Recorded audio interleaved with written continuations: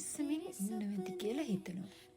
අද වීඩියෝ එකක් කරන්න තරම් මානසිකත්වයක් තිබුණේ නැති නිසා මම හිතුවා මගේ පේජ් එකේ කලින් අප්ලෝඩ් කරපු වීඩියෝ එකක් ආයෙම දාන්න. අඩුපාඩු තියෙනවා ඇති. හොයාගන්න බැරි තැනක් තියෙනවා නම් කමෙන්ට් එකක් දාන්න. මේ දවස්වල ජපානයේත් හුඟක් රස්නේ නිසා මේක ඔයාලට ඕන වෙයි කියලා මං හිතුවා. එහෙනම් try කරලා බලන්න. පරිස්සමින් ඉන්න.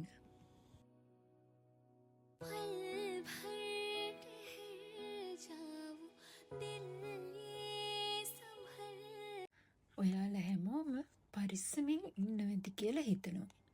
අද වීඩියෝ එකක් කරන්න තරම් මානසිකත්වයක් තිබුණේ නැති නිසා මම හිතුවා මගේ පේජ් එකේ කලින් අප්ලෝඩ් කරපු වීඩියෝ එකක් ආයෙම දාන්න. අඩුපාඩු තියෙනවා ඇති.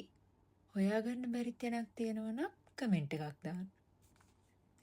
මේ දවස්වල ජපානයේත් හුඟක් රස්නේ නිසා මේක ඔයාලට ඕන වෙයි කියලා මං හිතුවා. එහෙනම් try කරලා බලන්න. පරිස්සමින් ඉන්න.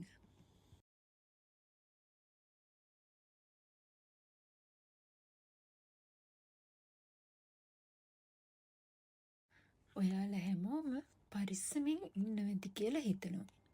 අද වීඩියෝ එකක් කරන්න තරම් මානසිකත්වයක් තිබුණේ නැති නිසා මම හිතුවා මගේ පේජ් එකේ කලින් අප්ලෝඩ් කරපු වීඩියෝ එකක් ආයෙම දාන්න.